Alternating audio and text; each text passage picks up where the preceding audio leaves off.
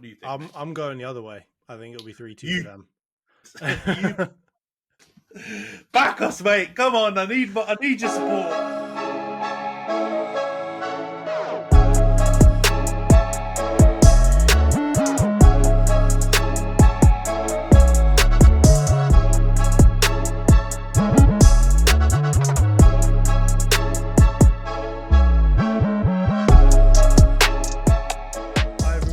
Back to the social media derby. We've got a really it's going to be a good episode for me anyway coming up this week. Man United off the back of a win 3-0 at Everton, Arsenal coming off the back of a win 1-0 at Brentford, and then we got some fixtures to preview in a really busy week for both of our teams in the Premier League and Champions League. But before we crack on with the episode, just want to call out, as usual, for those of you watching on YouTube, please subscribe to the channel, like the video, share it if you can, comment down below. Last week's episode was really, really fun when we did the International 11. So, try and watch last week's episode if possible. Give us your feedback. I feel like I had a really strong team. Jonty had a pretty decent team as well. So just let us know who you would have picked. For those of you listening on Spotify, Apple, or any of the other podcasting platforms, please follow.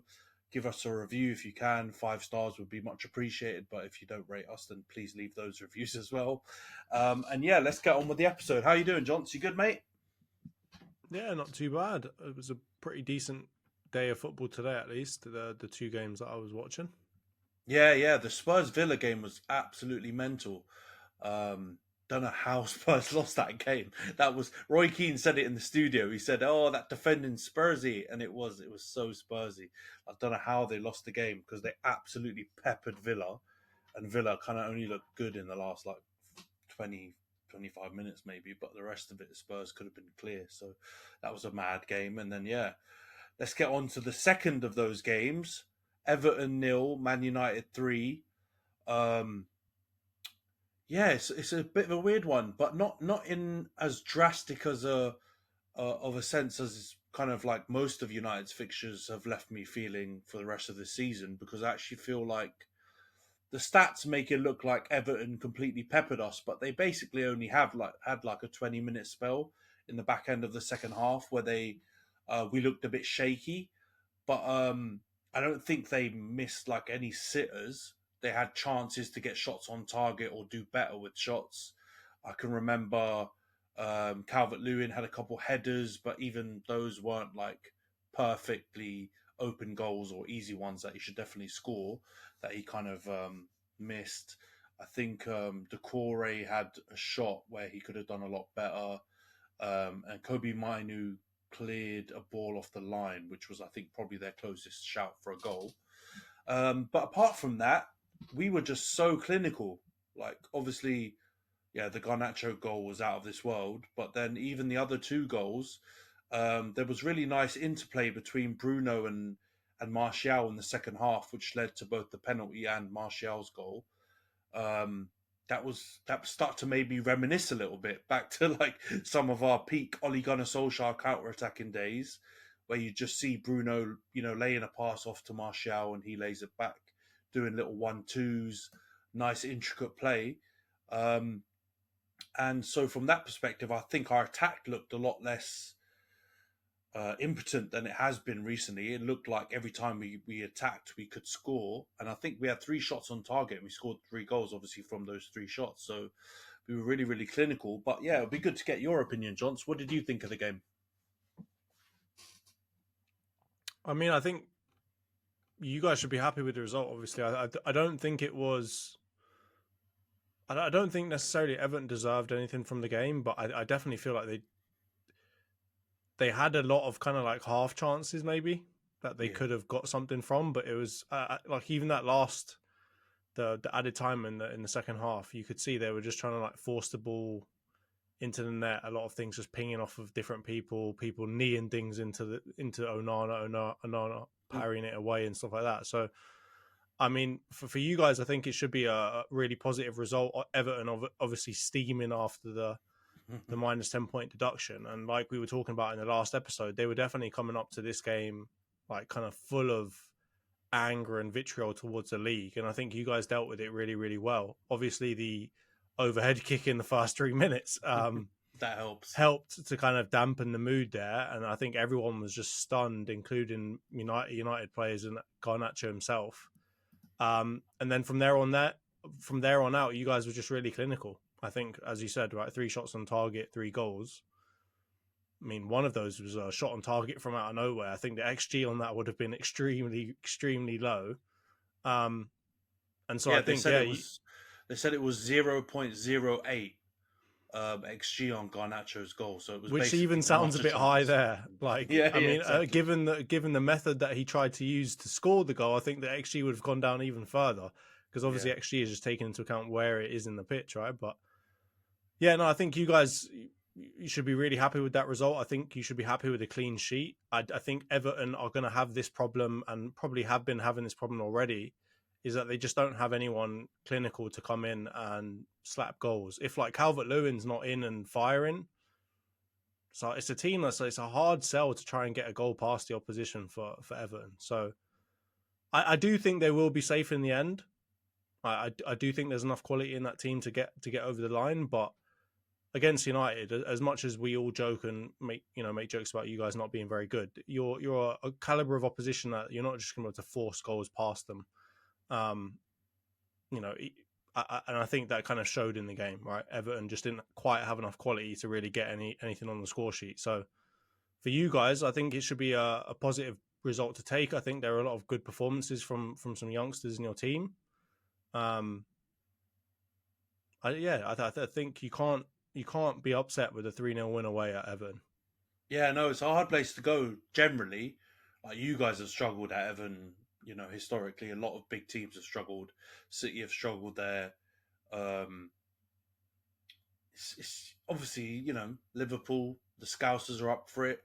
If they feel hard done by, they're even more up for it, which obviously I feel like we all kind of acknowledge that 10 points is a bit stiff of a penalty for what they've done. But when you hear more of the background about the situation, I kind of understand maybe where the Premier League and the independent committee were coming from, because apparently they've basically been doing real-time reporting to the Premier League for the last 12 months, 18 months or something, and the Premier League's been warning them non-stop, you might want to be careful with this transfer or that transfer. You might want to be able to, try and get a bit more money. It's no secret that they're a terribly wrong club as well. Talked about it. We all kind of know, even Everton fans are not exactly happy with their leadership. So it kind of feels like just desserts, but at the same time, when you look at some other teams in the league and some other rumours coming out, I feel like if they're just handing out 10 points for that immediately, then some other teams are in some real trouble. And everyone's like Tottenham's transfers from 2007 are getting investigated. Chelsea's stuff, apparently they've opened their books up when Todd Bowley took over. They've also said, look, these look like dodgy dealings in part from the past that they may get penalized for as well. City are obviously fighting it with their 100 million charges or whatever it is. So it's a bit of a dangerous precedent, which I understand. So I understand why Everton have feel the way they do, and that's why I was a bit stressed about this game, even more so because obviously I think we recorded last week's podcast before the news came out, or I think the news had just come out, and it's been building throughout the week, and then obviously there was the plane flying over the City and Liverpool game yesterday as well. So it just felt like there was the narrative XG, as Lincoln likes to say, that we mentioned frequently, was mad high on this game for us to just catch an absolute spanking. But yeah, as you said, no one can account for an unbelievable worldie being scored in the first 5 minutes. We very rarely score early goals. We even more rarely score overhead kicks. You know what I mean? The last one I can remember, the Sky guys literally just played that Rooney overhead kick about 50 times in all the breaks and in the post-match analysis, because we just don't, there are not many that scored in the Prem generally. But I mean, we've also just seen risky goals like that go down over time as the last let's say 5-10 years. We've started to see fewer and fewer long range shots, risky kind of overhead kicks like that as well. So it's nice to see, as much as it's you guys doing it. It's nice to see that teams are still trying the things that kind of made a lot of people fall in love with football, right? And I saw everyone is like, when I was looking on X, it feels like everyone, not just Man United fans, have been waiting for something like this to happen, because as soon as the goal went in, everyone was like, Puskas Award, goal of the season. Everyone's going nuts. Like, it's been so long since we've been starved of a class goal like that, haven't we? Exactly. Like this season, I'm thinking like maybe the Matoma goal where he just runs through everyone and scores, like the Isak goal last season where he, again, runs through everyone and scores. But yeah, it's been a long time coming to see like an absolute worldie, and it was a worldie. So yeah. Garnacho, if he does get a prem goal of the season, I think he probably will deserve it quite a lot, because that one was going away from him as well. It was, I don't know how he managed to get a foot on that and get it back past Pickford, who I'm selfishly quite happy to see it go past. Yeah, I found Gary Neville's co-coms actually proper hilarious, because he was making fun of how he was like, oh, at half-time Roy Keane's going to be blaming the goalie for that one and saying he should have saved it and all that kind of stuff, which I thought was quite funny. But I mean, those worldies, like the Son one, the Ronaldo one, like you said, the Isak one from last season, Matoma, where people are like, dribbling through people and jinky majinky in it. Those are great goals and all. But there's just something like, it feels like artistic about a strike like that. Like, it's just such a difficult piece of skill to pull off. And it's just people don't try it anymore. You're right. Like, people go now for the high percentage chances. You see it, the cut back or the back post cross or whatever is the most common goal scored, I think, probably now, if you look at the stats. So seeing a goal like that, I did look at Twitter X or whatever you want to call it, and the instant outpouring of just love was mad. And Man United are so hated generally, by rival fans at least. It was quite weird. It was an uncomfortable feeling to be like, everyone's like, oh my God, Garnacho, what a goal of the season, what a goal, unbelievable. It was like a strange feeling. But I have to say, it's going to take one amazing goal to beat that for goal of the season. I mean, Puskas is a bit hard because, there's crazy goals going on around all over the place in the world. But yeah, Premier League wise, our league, like we just said, you're probably not going to see too many goals that rival that. And I think it's no coincidence that it's a player like Garnacho, a young player who's quite brave. He hasn't probably been coached heavily, by one of the top coaches for as long as some of the other ones. So he's got still a little bit of that kind of off the cuff kind of attitude to football, which can be frustrating sometimes because, if you go by XG, if he does that 100 times, he scores it 8 times. And like you said, I think that's probably being, a bit kind. More likely it's like a 1 out of 100 type goal, if not more. He's going to shank it and put it in row Z, and we're all going to be saying, Garnacho, what the F were you trying doing that? But he scored it, and it did kind of settle the crowd down, I have to say, and we needed it because, like, we are quite vulnerable at the moment. I definitely think scoring that early goal and the way it went in, like the fact it was like literally a stunning goal that stops people in their tracks, I think helped us. But, we definitely made it difficult for ourselves in the last 20 minutes. We were inviting them onto us. I think they ended up having 24 shots. I mean, a lot of them were like pot shots at the end as well that got that stat up. Like, they were just literally shooting from everywhere and not really getting anything anywhere near the target by the end. But they definitely put us under pressure. But I agree with you. I think the best performers, or the ones who had the most consistent performance in the game, was Mainu. I think was man of the match. I'm not going to go ham and do all the overhyping stuff that you guys like to do with Saliba and all that. But I think I think he looks like a good player, man. Like, I think he looks like a prospect. Don't try to drop that comment and run away. All right. No, I'm not running away. Don't say that. Don't even try to put Mainu, who's had like 2 minutes on the pitch, in Saliba's category. Come on, you guys were doing that after 4 games of Saliba. Let's be real. Man U fans are doing it now too. And now you're doing it off of one 72-minute performance of Mainu. All right, so stick yourself in that crowd, son. No, I'm not doing it. I think he looks like a good prospect, man. But you know what? It's actually a damning indictment of the rest of our midfielders.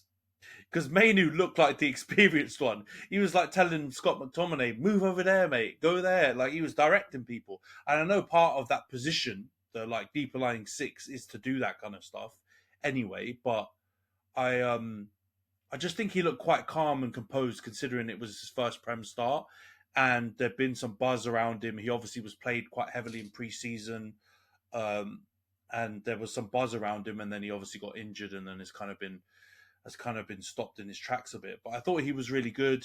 I thought Garnacho, I think Bruno was a bit harsh on him in the post-match interview, saying he wasn't that great and he needs to improve. Like obviously he could have been better, but I actually thought in the first half he was our, alongside Mainu was our, one of our other better performers.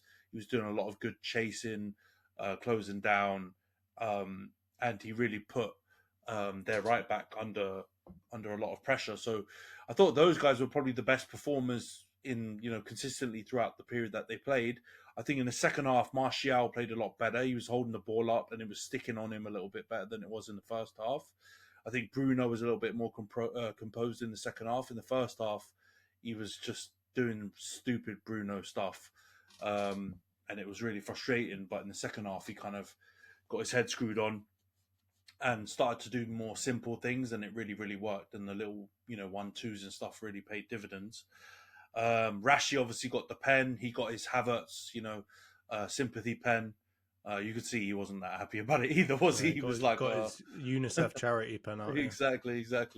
But I mean, he stuck it away beautifully. Like I put it in top bins, but it was, Bruno obviously gave it to him because and it's so annoying because honestly, he was the player that I was screaming at the telly about in the first half because he was just doing stupid stuff again, like running down blind alleys, just losing the ball and not even trying to chase back and just being really frustrating. But as soon as he scored the goal, he automatically looked a lot more dangerous. And like every time he ran at a defender, it's like he automatically got confidence from that pen. So it's really frustrating to like see such a visible change in his his effort levels, his attitude, and his overall performance just based on one penalty. Like it shouldn't be that conditional, if you get what I mean. Like I understand confidence is a thing, but come on, mate. Like you've been given a 300,000+ contract a week. The coach believes in you. The fans love you. Apart from Goldbridge and United stand, people love him. So it's a bit annoying, but he was a bit better in the second half. Lindelof was really frustrating, and I think a lot of the worry in the first half came from Calvert-Lewin on him because he's just bullied him so much. Like every time the ball got hoofed up, Calvert-Lewin just attached himself to Lindelof and won every battle.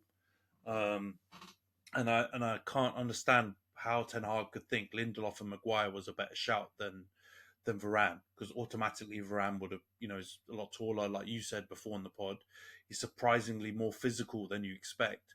Like him and Maguire would have surely been a better combo, but obviously, they've had their falling out. But yeah, it was like you said, there were some good, performers in the game.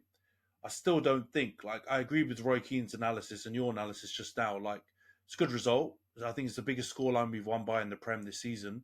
We're now outside of negative goal difference, which is positive. That's always a good thing. But the performance still wasn't great. That 20-minute patch, if it was a good team, they would have absolutely battered us in that 20 minutes. You know what I mean? If that was a Liverpool, a City, even you guys, like, getting more and more clinical, you would have scored at least a couple goals in that period, and it would have, maybe the game would have been a little bit different because we don't deal well with adversity. But yeah, I'm just happy we got out of it with a win. Now we've got 2 more difficult away days in the week coming up, but it's it's only a good thing if we win, and we're still the most informed team in the Prem. So take that, mate. Speaking of going early on things, yeah. It's not my fault. Play BBC Sport. They're the ones who put that. They've got, you got to clutch onto something, right? Exactly. I'm leaving here with something. Right? Exactly. So, but I think, you answered most of the questions I kind of had anyway. But I think the main question I wanted to get at is that if Mainu is, man of the match for that performance and like looking like he's significantly more experienced than the actual experienced of midfielders in your team. I mean, do you see him getting more of a run out? Do you think the youngsters in general should get more of a run out? Because I mean, you look at the as much as you get a Rashford penalty and a Martial goal at the end. The two star performers have got to be Garnacho with the overhead kick, and then Mainu with a kind of a more dominant or let's say experienced, level-headed performance in midfield. They're both youngsters. So do you think they should get more of a run out? Because I think we've asked this question before, and doesn't seem like anything really changes until you get into the dire straits of having too many injuries and not actually being able to play any of your other choices. So do you think even when people like Casemiro and whoever else comes back into your team, do you still think that people like Mainu, Garnacho, Pellistri, Medri should all get more of a more of a run out in your team? Yeah, I definitely do, 100%. I think Garnacho has been getting more of a run in the starting 11 over the last couple of weeks. I know that's probably because of some injury stuff and whatever, but he's looked more at it than he has when he's previously had those kind of chances. And I'm not just doing a reactionary thing off the back of him scoring the overhead kick.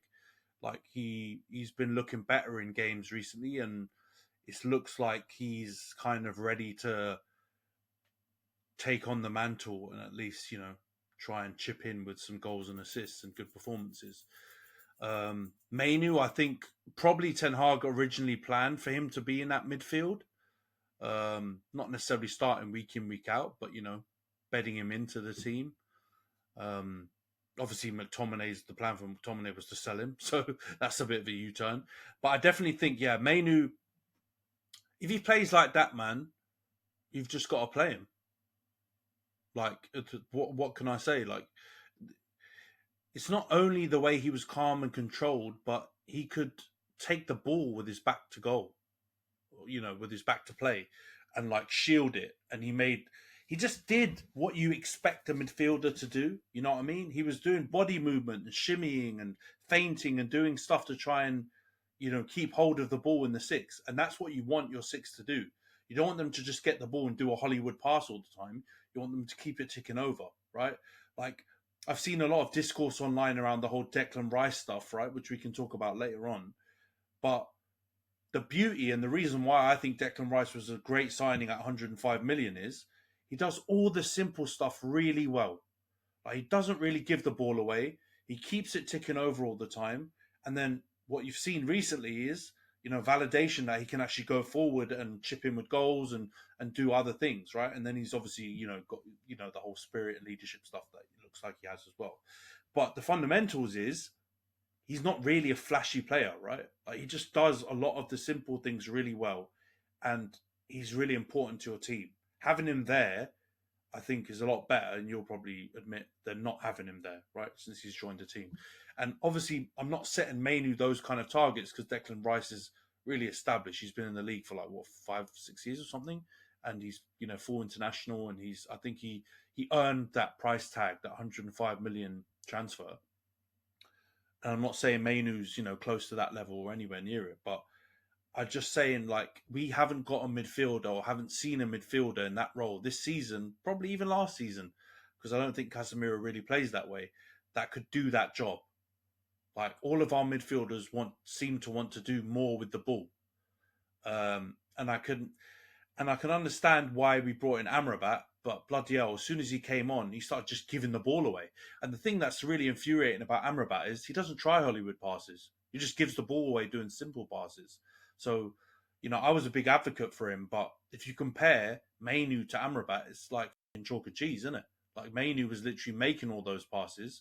And then also, there was one pass that he did where he was like heading back to his goal on the touchline, and he just like swiveled on it and reversed like a high ball over Everton's defence on that right hand side for Bruno to basically go straight through to do a cutback, and Bruno cocked up the cutback. He tried to go for Garnacho at the far post, but it was something like it wasn't like a amazing piece of technical skill, but it was just showed like a really high football IQ, and you're like, okay, like, that kind of seems like an amazing thing to do, but when you look at it, a little bit more analytically, you realize that was a really simple thing, and we just haven't had people to do those simple things for a while.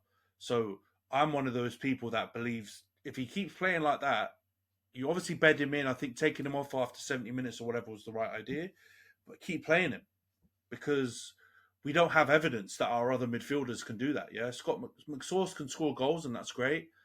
Casemiro's been run past by everyone in this season so far, and he's been able to score goals. But that's not really the traits that you want from a central, like defensive midfielder. You want someone who's not going to get run past all the time. You want someone who's going to receive the ball and not be so easily pressed and harried, and be able to shield it and move it and tick it along into the next third of the field. And from what I saw of him in pre-season and what he showed in this little 70-minute cameo, it certainly looks like he's got the ability to do that. It's whether he can do it consistently. So I'd keep playing him.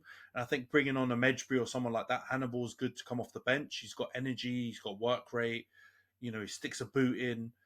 I like this crop of youngsters that we've got in the team right now. I think they've all got the ability to play a part in the squad, and time will tell whether or not they're good enough for a first team berth.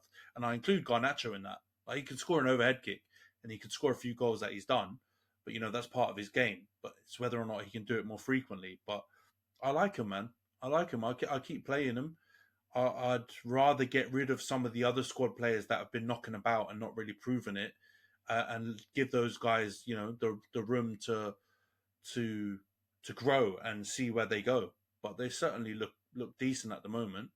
And yeah, I mean, it's a bit mad to throw Mainu in for his debut away at Everton when we're not really playing that well.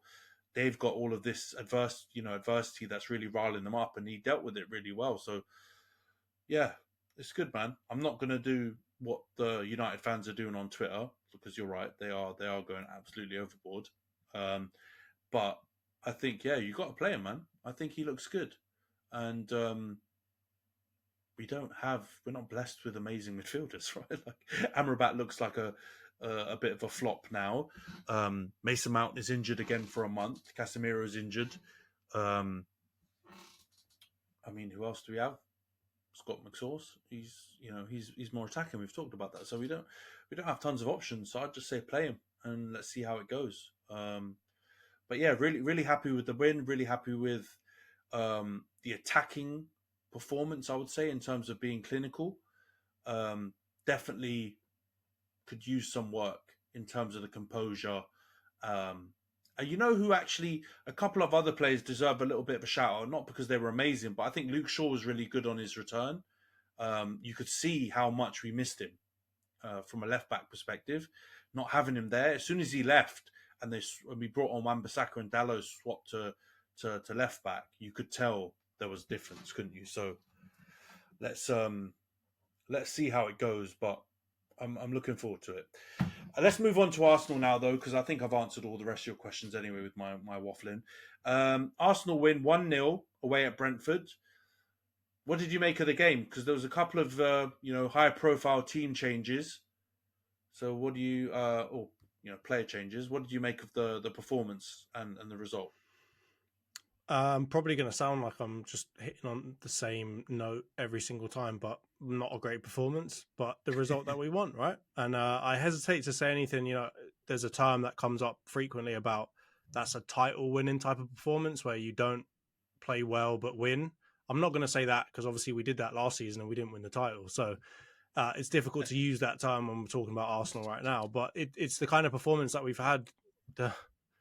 It's the only reason that we're top of the league right now, and I don't want to say top of the league like that's some massive achievement, because obviously it's only 12 games, 13 games into the season. So it's the only reason why we're doing well at the moment, which is not a good performance, but we win. And I think that game fully encapsulated that term. Not a good performance, but we won. So, I mean, obviously Ramsdale had to come in to swap out for Raya because of the clash of obviously the loaning club not being allowed, not allowing the player to play. So we had to start Ramsdale. And yeah, I mean, like that's what a lot of the talk was all around. It was quite clear. The camera kept on looking at Ramsdale and then looking at Raya and then looking at Ramsdale and looking at Raya. it's the same old stuff that happens every single time. And I think he nearly made it a hell of a lot worse with that kind of hesitation on the ball that led to for him to be dispossessed really like in his own box. And luckily for him, Rice has his head screwed on, is relatively smart to get his straight onto the line as soon as he saw that happening and managed to clear it away. And so, yeah, that, I mean, like outside of that, the offside goal and then our goal in like late in the game, there wasn't a lot really going on with that match, right? It's the same old story of the opposition just setting up to not allow us to play our style. And I mean, Arteta even alluded to it in his post-match interview, which is sometimes teams don't let you play what you want to play. And I know there's an excuse to say, oh, you shouldn't allow them to decide what style of play you play. But at the end of the day, we haven't found a way to just enforce our style on teams yet, especially ones of some quality. And I think Brentford do fit into that category as much as they don't have Hollywood names all over their starting 11. They've definitely got enough quality there to give teams a hard game, right? They haven't had the best start to the season, obviously, but their plan worked, right? It wasn't easy for us to break them down. We didn't have a huge amount of kind of clear chances. Even the offside goal was a bit piecey. It was like, the typical Trossard type of goal where he just somehow gets a header in on the line and then gets knocked out and smashed into the post. It's happened a couple of times already this season. So generally speaking, from my point of view, not a lot to say about that game. We won it, and I want to move on, right? Like the offside. I know you're going to ask me a question about that, so we may as well get it out of the way. Do I think it was an offside? I'm not sure, because it depends on which angle you look at it from, right? Obviously, they went and took another 5 minutes to look at everything. And from some angles, it does look offside. From other angles, it doesn't look offside. And it depends on which one you choose. Basically, which side of the ball is the angle coming from. It looks onside or offside. If you're ahead of the ball, it looks offside. If you're behind the ball, it looks onside. So it's a real confusing one. They obviously went and took, 3 to 5 minutes to try and make the decision. To me, is it clear and obvious? No. If it takes you 5 minutes to figure it out, it's probably not clear and obvious. But again, I don't know if they even apply clear and obvious to the offside rule. Now it's just, is it offside or not in their eyes? So I'm not going to complain about it all that much because we ended up winning the game. Had we not got that late winner, maybe I would be a little bit more upset about that. But again, I don't think it was clear and obvious one way or the other. So it's really difficult for me to really argue whether I thought it was offside or not. What did you make of that offside and the general performance? Yeah, it's a weird one because the offside stuff. If you remember that when the Harry Maguire offside against Fulham, right? Like I think that's the only time when that even comes into question, right? Like because it needs to be a subjective offside, and I don't think that Trossard goal falls into that category. But I agree with you. That angle just didn't look like the right one to draw the lines on and to make that judgment. And I read some stuff online, like questioning why they drew the line from the ball as well, because apparently they should be drawing the line from Jesus. And for some reason, they drew the line from the ball.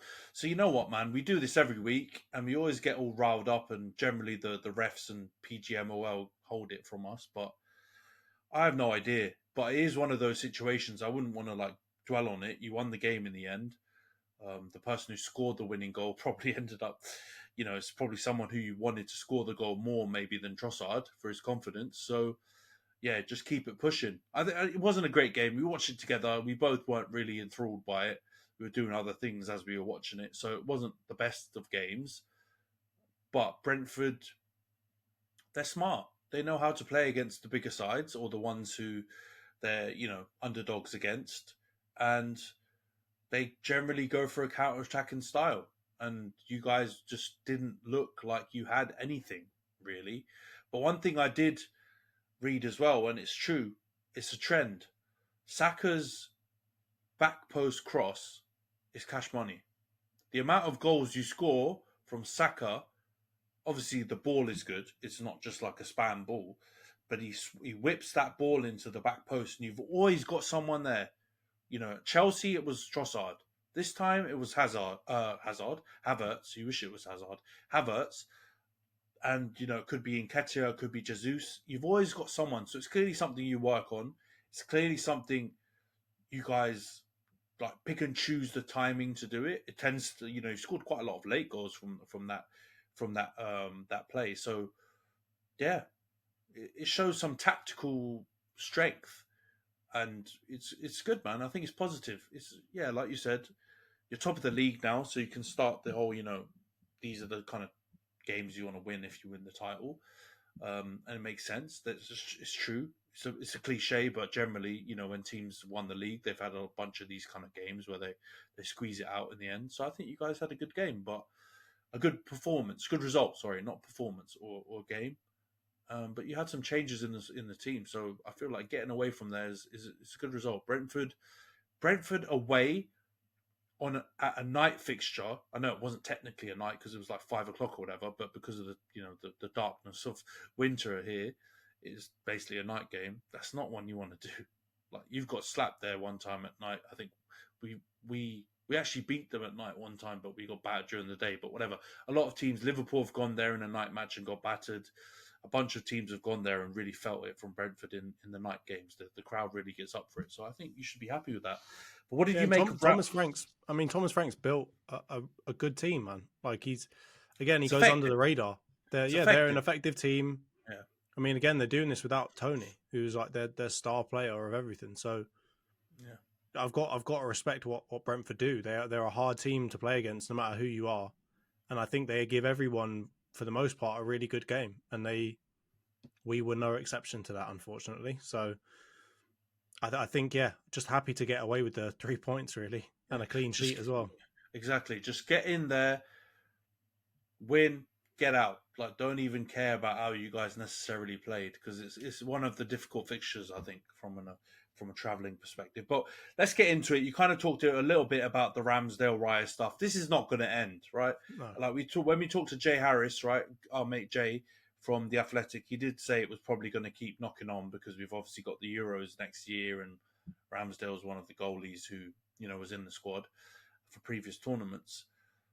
What did you make of his performance? Because I mentioned something to you during the game, and we talked about it a little bit then. But yeah, what did you make generally of his performance? And it seemed like everyone like gathered around him at the end and stuff like that. And I've seen there's rumours now that he might go to Wolves in January on loan or something. Like generally, what do you make of his performance and the situation? I mean, his performance is in keeping with the performance of the team. It wasn't the worst performance I've seen from him. It wasn't the best performance I've seen from him. I will say, maybe to come to his defence a little bit, he is a keeper that needs to be bedded in and to get confidence, right? I mean, we saw when he first started for Arsenal, he wasn't lighting the world on fire. He does have this kind of concentration problem. And, he made obviously that one significant error that came from what I think was just essentially indecision on his part, right? It was like, what do I do here? Do I pass it, or do I boot it, or do I try and flap it around a little bit and get past this defender, or this attacker, I should say, that was trying to nick the ball off him. And obviously that nearly led to a goal, which could have made this whole conversation completely different, right? Had it not been for the reactions of Rice. So, I mean, other than that, he looked very shaky on the ball. Now, in the air, for other things that came up, he looked his usual self. I wasn't all that worried. But when it came to on the ball, he looks the opposite of Raya, which is Raya sometimes looks a little bit too confident on the ball, which worries me. But Ramsdale was the exact opposite. He looks shaky on the ball, especially when you pay attention to the fact that this is his first start in however many games. So I think it's all to be expected from him, really. He's low on confidence, probably low on match fitness, hasn't got his eye in properly, and you throw him into a game against Brentford, which is not an easy game to play. So it's kind of what I expected to see from him. And really, I think it probably helps the overall argument. If he had come in and absolutely had a blinder and saved us left, right, and centre, then maybe this keeps going on for even longer on who the real number one should be and all of that. I think for the most part, Arsenal fans have kind of come to the decision as a group that Raya is probably the choice to go for. or at least Raya is the choice that Arteta is going to go for, and we don't have too many arguments against it, right? We can't be like, oh no, Ramsdale is so much better than him. Why are we doing this kind of thing? So from that point of view, it kind of helps the argument that he came in and looked a little shaky, that everyone's kind of just now bedded into their position of, all right, Raya's our number one. So if he does go out on loan to Wolves, I'm not going to be all that sad, right? Like, I'm going to be sad from the perspective of, I think he has really good rapport with the rest of the team, and I think that kind of plays into the fact that everyone, not just at the end of the game, but close to the end of the match when he was just getting balls down and kind of resetting play, everyone was coming up to him, giving him a pat on the back, and then obviously at the end of the game they did the same thing again. And I think that shows how much of a relationship the team built last season, right? And how critical he was to that. And I think people, again, it's a bit of revisionism now where everyone's like, oh, don't want Ramsdale, he's always been shaky, whatever else. But we forget that he was one of our best players last season. And I'm not going to let this whole scenario, like this whole saga of this season, completely change the history of what happened last season. He was really good. He kept us in a lot of games. Of course, he made mistakes here and there, but for the most part, he was a really good keeper. So I think the team rapport is really good with him in it. I do hope the same will happen with Raya. I'm not sure I've seen that yet, but obviously if time goes on, if we are a bit more successful, whatever it is, maybe that will happen naturally. So I think it's probably a win-win scenario if he goes out on loan. I don't want to see the back of him. I don't want us to sell him, because we also forget that he's actually still really young, right? He could, as much as everybody wants keepers to be like 22 and world class, it's a position that has always needed a lot of time and it's needed a lot of maturity, right? And you look at the best goalkeepers in the world today, yes, they're a little bit younger than they probably would have been previously. If you look at like people like Van der Sar and stuff like that, they were like later bloomers. And generally speaking, the goalkeeping position, you do get into your prime like mid-30s or early to mid-30s. So I think from that perspective, I don't want to see the back of him. I would be happy to see him go out on loan to Wolves. I don't know who we've got as the third string keeper that would be backing up Raya, but at least that would get rid of this whole saga that we've got of like, oh, it's Raya or Ramsdale who should play. So I would be happy with that. I think that would be the best situation, at least for the short term. I still wouldn't know what would happen in the long term. If you send him out on loan to Wolves, he's going to come back at some point, and then what do you do? So it's a sticky one. I think long term, he's probably going to have to leave if Raya is going to be our number one.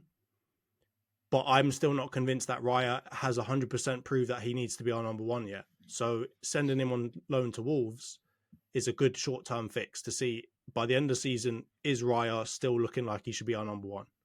If the answer is yes, then maybe he's now proven to Wolves you need to pay some money for him. He's been good for them, whatever's happened, and we can sell him and everything's fine. If Raya is not so great, if he's having a bit of, still some shakiness towards the back end of the season, maybe we say, hey, you know what?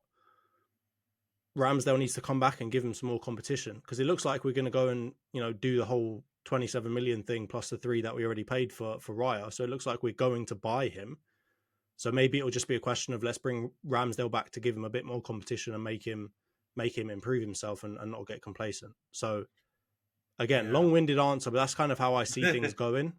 And I think the going to Wolves on loan or going somewhere on loan is a good short-term solution to this whole 2-keeper scenario that we've had going on for the last 13 weeks. Man's counting on weeks now. That's how much I've been frustrating you. Man's using the weeks as the measurement. But now I can't see it, man. Like I get what you're saying. It's very level-headed, but I think there's a breakdown in what I think Arsenal fans think and what Arteta thinks.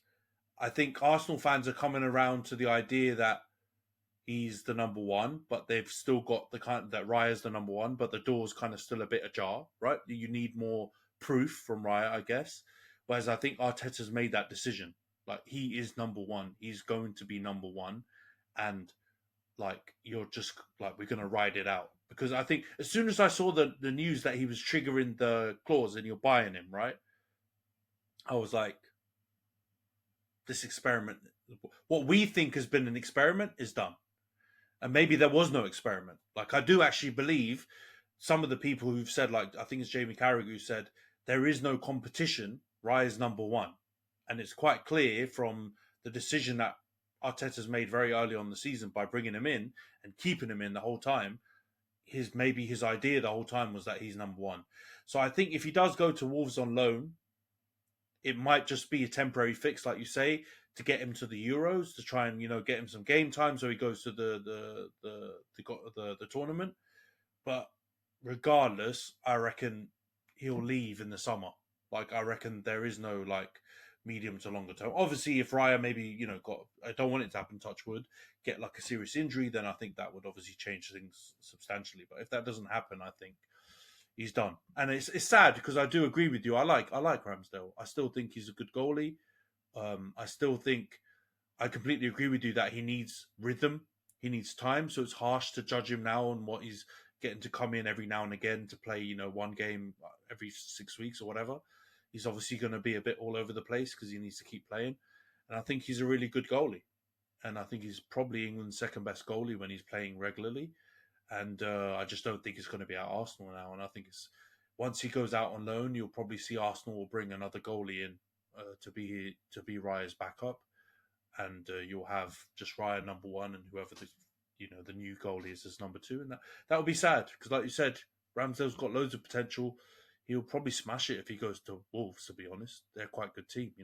We sing Gary O'Neill's praises, so he's probably fit in there really well. So yeah, let's see what happens though. But I agree with you. I think that's the only way this saga ends. Or it's not like you said 13 weeks, it will be 52 weeks if he stays at Arsenal. It will keep going and going and going because the media just love it, and it just seems to be something. The dad and all the other stuff that's going on around it keeps feeding it, and it's just going to keep going. So yeah, it's probably the best for everyone if he just goes out on loan or leaves the club at some point if Raya is number one. Let's get into the Havertz situation then, because obviously another player who's kind of, the big Arsenal topic of most fans and media. He scored the winner, did his little celebration. He spoke, I thought, quite well after the game.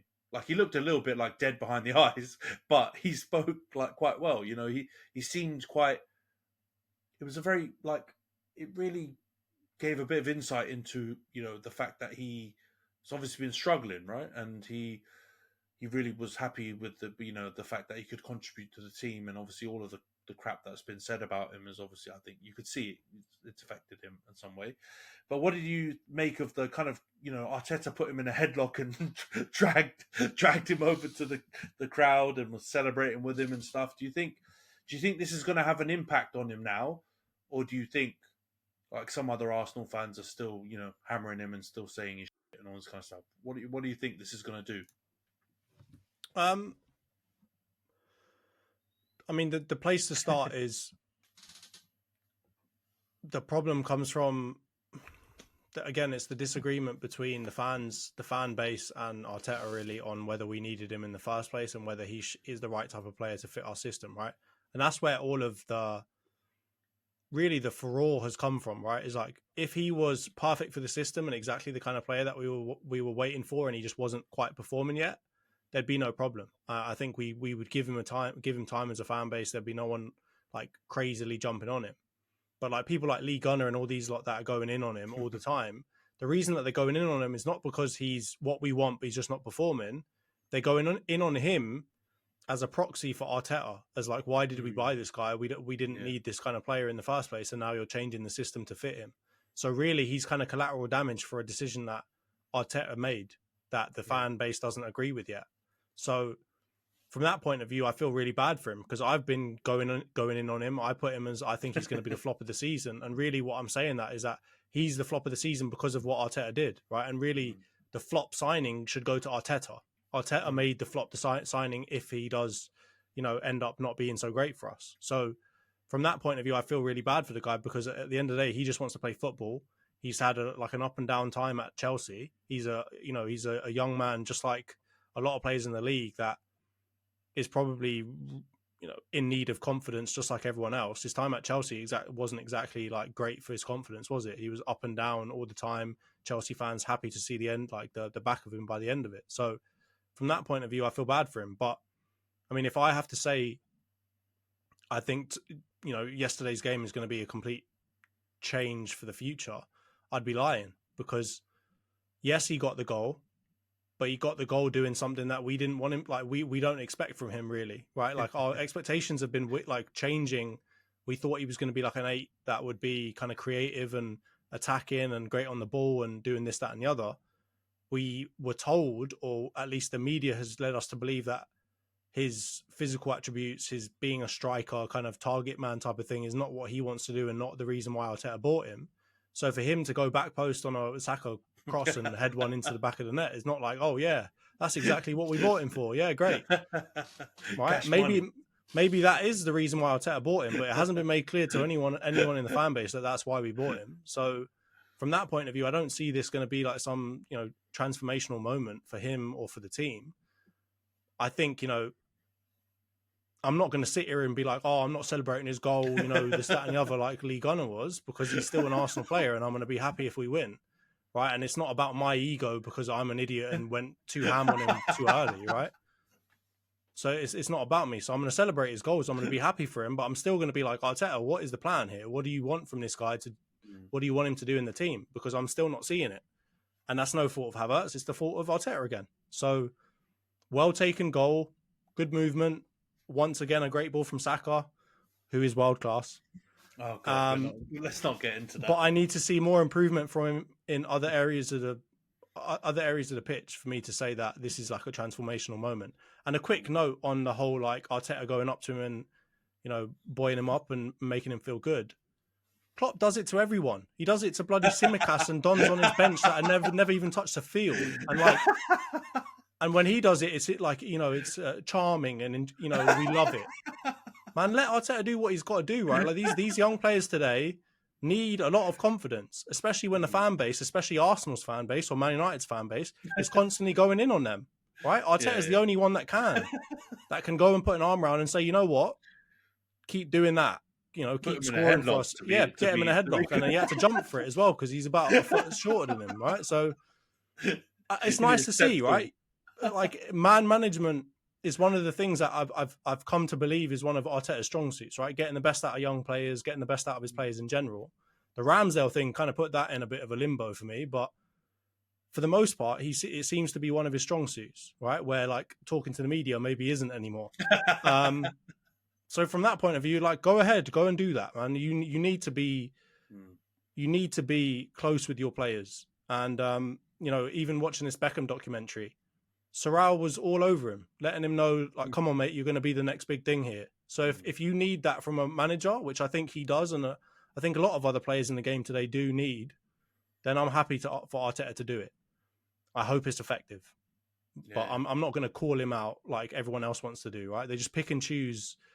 Now I'm sure that Postecoglou's everyone's going to be making fun of him for saying mate, a couple of weeks after everyone was, going ham on how great he was. So the media are fickle, and I'm not listening to any of that bollocks about Arteta being he's doing it for show or doing it for the cameras like they want to say. Right? Have people said that though? No, but I know that they did say that about. They said it about Pep. They might have said it. They said it about Pep. They've said it about other managers before about like going a bit too ham.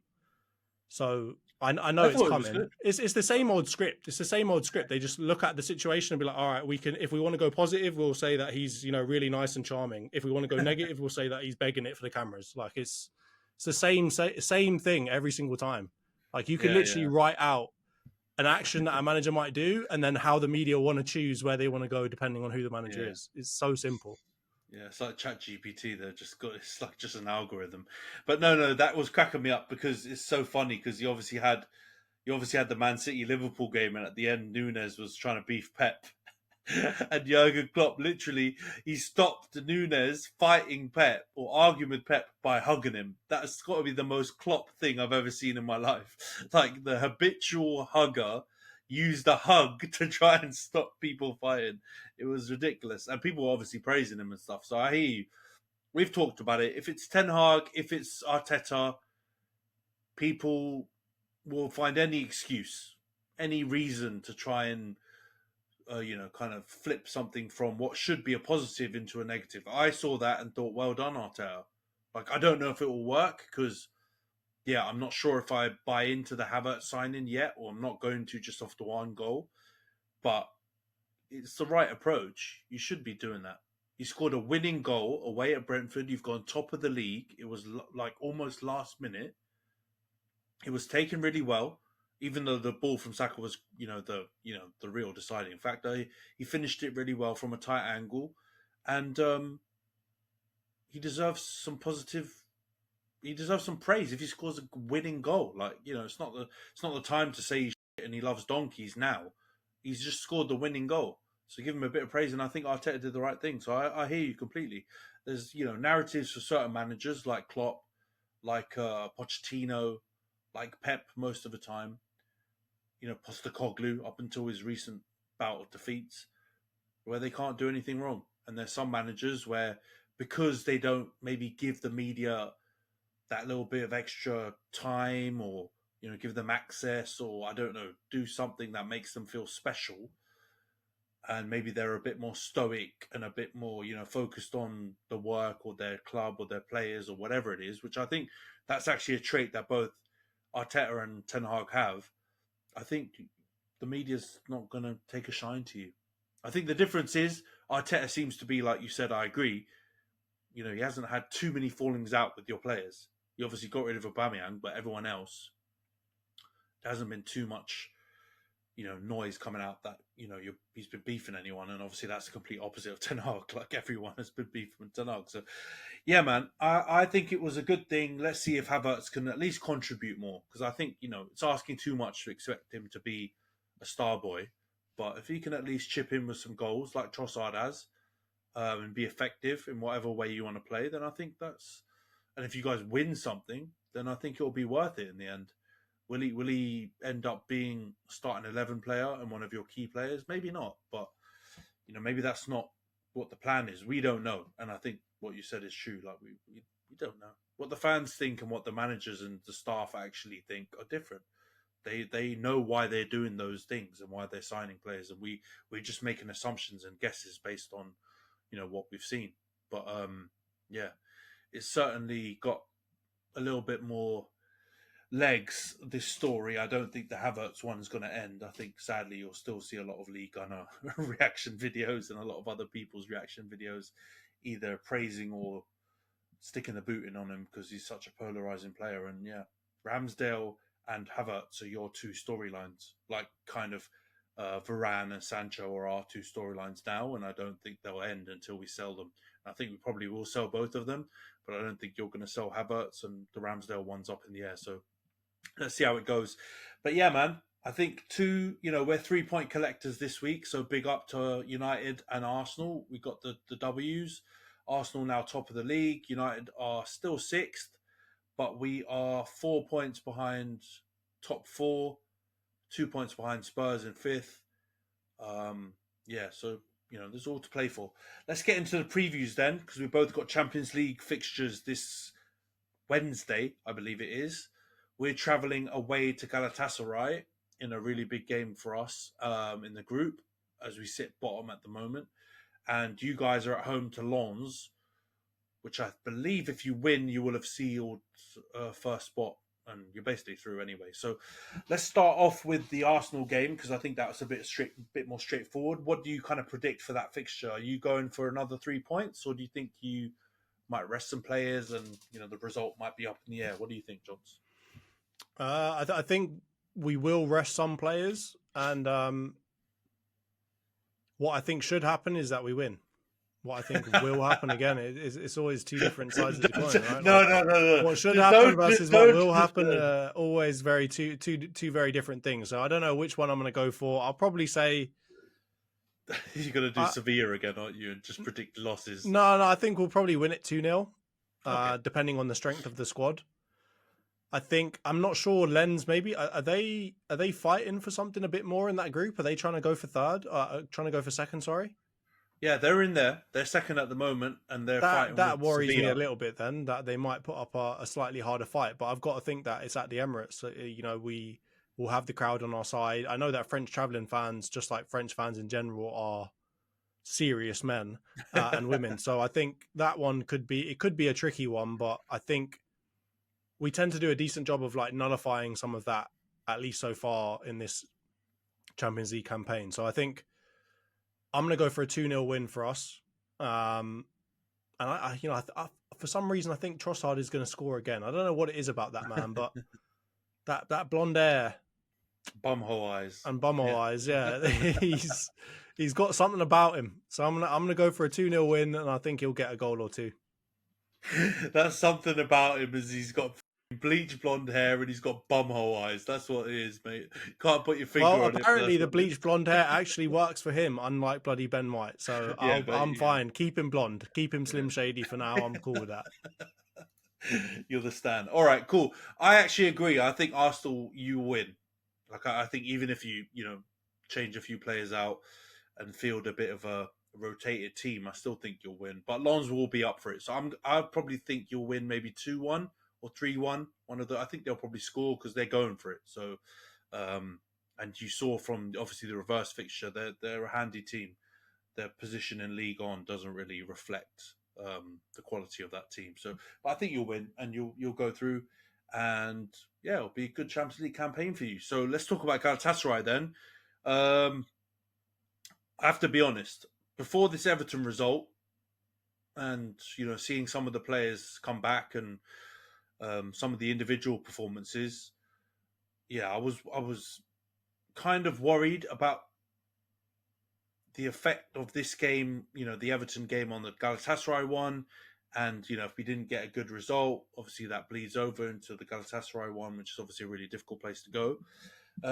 But really, I think we've probably got a better chance now off the back of this result that we've just had against Everton, and the fact we've got a couple of players back. A bunch of them were able to be subbed quite early on. Luke Shaw came off early, or early-ish. Kobe Mainu came off early-ish. Garnacho, a bunch of players that are probably going to be pretty critical to the game on Wednesday came off early. So, you know what? I'm going to be brave, and I hope United are going to be brave in Istanbul. And I'm going to say 2-1 Man United, because we don't keep clean sheets in the Champions League. Like, we've kept quite a few clean sheets in the Premier League recently, but God, in the Champions League, we've just been shipping them in left, right, and centre. So it's 2-1 too low. All right, actually, I'm going to change it. I think we'll win 3-2 because we concede goals, and so yeah, I'm going to go 3-2 Man United, but it's going to be squeaky bum. But yeah, if we get that result, and I'm banking on Harry Kane, Sane, Musiala, and all of those guys spanking Copenhagen up, we've got a shot in that final game against Bayern, because they're not going to play any of their players, right? They better not. Tommy Tukes, do your boy a favour. Come on, mate. I'll send you a bottle of gin. I know you don't like beer, but I think we'll win. Yeah, I'm going to go 3-2, but it's going to be dramatic because that's what we're like in the Champions League. But yeah, what do you think? I'm going the other way. I think it'll be 3-2 for them. Back us, mate. Come on, I need your support. No, I mean, again, I think it will be a tasty game, but I think if it's a really close game, you're not winning. We lose them, yeah. That because it's at Galatasaray, and yeah, it's away. I don't know if you've got the minerals yet. Right, I saw it with Onana and Maguire in that one game. I think you did show minerals there, but against Galatasaray in that stadium against that crowd, I think your chance to win is you just got to put them away early. Again, like this Everton thing, just get a couple of goals early and then try and coast from there. Try not to get anyone sent off. But if it's a close game, I don't think you win it. So, and I think it will be a close game because I'm assuming Galatasaray are trying to fight for something as well. And they've got to try and stave you off because that top spot is definitely going to Bayern. So from that point of view, I think they're going to be bloody like 300. They're going to be Gerard Butler out here going nuts on you. So I think, yeah, that'll be a hard one for you. So if it's a close game, you lose it. But if it's not a close game, I think you've got a good chance of as you say, going through, because I don't think Bayern will play a full strength team. And even with I'm not meaning this in a harsh way, but a second string Bayern is still not that easy. No, I know it's not. We lost to a third string Newcastle, so we could easily get slapped. We could easily get slapped by seven fullbacks. Exactly. We could easily get slapped by a second string Bayern, right? But I just think if we win that Galatasaray game, the boost that it will give us. Yeah, you'll be Going running off something strong. Yeah. into the Munich game, I think we'll be able to get through it. But yeah, just to caveat, or not caveat, to add more, information around that. Rashford's going to be suspended. I think Bruno's also Oh suspended. yeah. So Rashford and Bruno out. Ooh. Boy, I might have gone too far with that, but you never know. I'm not sure on the Bruno one, but Rashi's obviously definitely out because he got the red card in the last game. So one silver lining might be is if you do have to play a bunch of youngsters don't tend to crumble. Generally speaking, youngsters play like they don't know necessarily the importance of the occasion. So maybe they'll be loving it. And if you've got Mainu and you've got some of these other players playing, they look like they might be able to carry you through a difficult one. So I actually think that could bode well for you because the crumblers, no offense to your team, but are the ones that have been playing most of the time. Yeah. If you get some of the youngsters in that are too naive to really know the size of the occasion, I think they could carry you through a tough one actually. Yeah, no, that's a good point. And we may have Højlund back for that. So you actually might see Martial go to left wing, Højlund go up front, Garnacho go on the right. And then you've still got some attacking threat. And I mean, Højlund's been banging them in the Champions League. So that's the hope that he continues doing that. But yeah, let's go to the Prem. We'll stick with United. Bloody hell. I didn't even realise we had this one. We've got Newcastle away. Good luck, mate. Who gave us these bloody fixtures? What have you done to us? You've given us bloody Everton away after 10-point penalty, Galatasaray away in bloody Istanbul, and then we've got Newcastle away. You can't play Luton every week, mate. You can't play Luton. Give us Luton every week, mate. That's our rivals. That's what you said last time. So yeah, I'll stick with that. Give us Luton.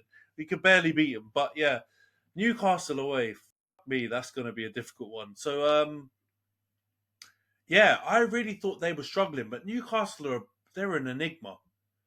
They're either like really dangerous and they will just take someone like Chelsea and slap them about, or get a big win against you guys, even if it was a bit dodgy, or they like crumbling against Liverpool, crumbling against, was it Brighton or Villa? One of those two absolutely battered them. Crumbling at Bournemouth. They're all over the shop. So. And don't forget, they've got a huge game on Tuesday away at PSG. And I feel like they're going to take L's both on and off the pitch in Paris on Tuesday. So I don't know if that's good or bad. But you know what? F this. I'm going to go big again. And I'm going to say Newcastle 1, Man United 2. But I'm just trying to give good vibes. We most likely will lose that game, but I'm not going to predict it. We're going to win, and it's going to be Viva Garnacho all over again. I'm not going to say he's going to hit a scissor kick or an overhead kick, but I reckon he'll score again in that game, and we'll win 2-1. But yeah, John, proceed to tell me that's rubbish and that Newcastle will win, please. I'm going to say it all depends on if I think his name is Yasser Al-Rumayyan is there, because whenever he's there, they win. I don't know what dirt he's got on some of these players, but every time he's there, next to crazy dollface lady, they win. So if he's there, you lose. I don't know what's going to happen or how it will happen, but you lose. But I think no, I mean, like, speaking seriously, I'm going to say I think it will be a draw. I'm going for one side or the other. I think I know you don't draw, but I think you also don't score overhead kicks in the 3rd minute either. So from that point of view, no, you do now, exactly. But no one said that you were going to do that before that, right? So if that's happening, then all bets are off. So I'm going to say it's like a 5-5 draw. No, no, I think it might be a boring one. I think it could be like a 1-0 or something like that. I think you guys will be, depending on how that Galatasaray game goes, you guys will either be running off of something, some real happy feelings. But I think at the same time, if Rashford can't play in the Champions League and Bruno can't play in the Champions League, they get a little bit of rest. Yeah. They're important players for you. They come back against Newcastle, who are still having a lot of injury problems, regardless of these last couple of weeks. They've still got injury problems, right? River, cry me I know, a but no, I mean, like, that helps you because you're playing a slightly lost to their C team. Yeah, but imagine if you had played their A team, they would have beaten you 11-0.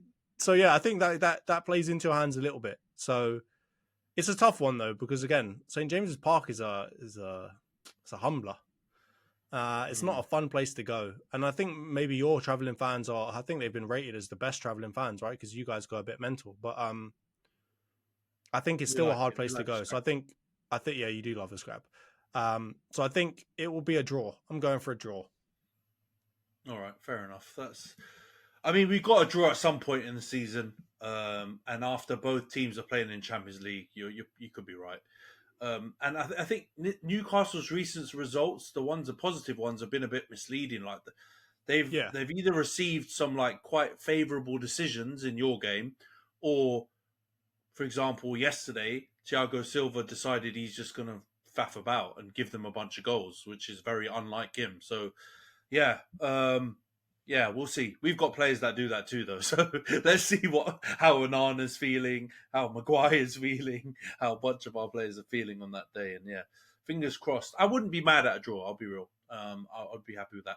You guys, I think you're the early kickoff on Saturday, which is a bit harsh of the Premier League to give you that if you're playing on Wednesday in the Champions League. But yeah, you're there are home no to. rules, as Yeah, they Spec don't. They says. There's don't. no Yeah, rules out exactly. here.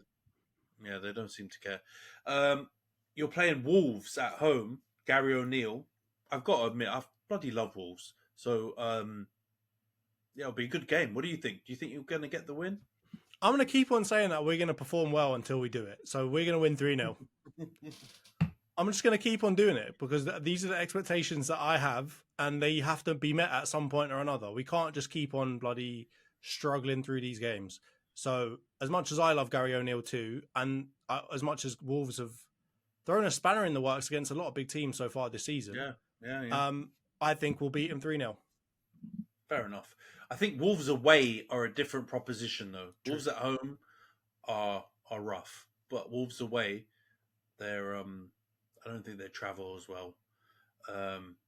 So yeah, I think you're probably right. I think you guys will win 2-0 or 2-1. I don't think you'll batter them because I think at home you've been better in the Champions League at home than you actually have, in the league. But I think Wolves won't have enough because I just think they're one of those teams. They'll rise to the occasion at home and they'll get the crowd behind them. But you never know, man, because Gary O'Neill's a top coach. We've sung his He praises is. a lot of He times, is. so he might come up with a plan that he could sit in a low block and make it really difficult for you. And these are the I'm kind of banking games on the at fact home. that they haven't got a proper finisher outside of Hwang Yi-chan. No one else really in there is as clinical as they should be. And I'm looking at you, Matthias Nunes. No, Matthias Cunha soon. Sorry. Yeah, Matthias Nunes has gone to the Who Man are you City. looking I'm at? not looking at you anymore, mate. Who are you looking at, mate? I hate you now, mate. But yeah, yeah, I think Cunha misses a lot. So I'm Yeah. hoping that he is on the same form that he's usually on, where he just does everything and then skies it or something. You've jinxed it now. This is definitely a Matthias Cunha like I might put double him in or my counter FPL team as attack. like Just in a case. backup, just in case. Yeah, Some coverage. But no, yeah. I think you guys will win. Yeah, 2-1 or 2-0.